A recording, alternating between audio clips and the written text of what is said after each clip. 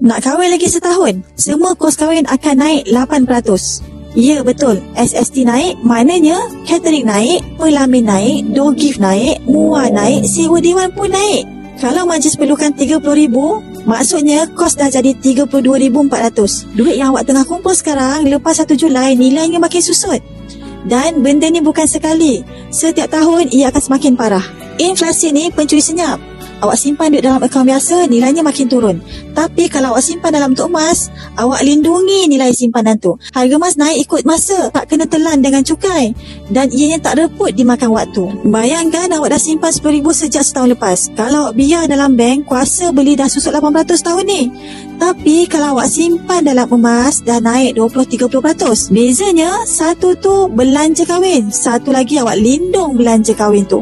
Faham tak? Ramai tengah fokus kumpul duit tapi tak jaga nilai duit tu. Akhirnya awak kerja keras, simpanan bertahun tapi tak cukup juga. Bukan sebab awak malas, tapi sebab sistem sekarang memang buat duit kita makin lemah. Awak tak perlu tunggu ada duit ribu-ribu baru nak mula. Di Public Gold ada akaun emas JP. Awak boleh mula dengan 100 sahaja.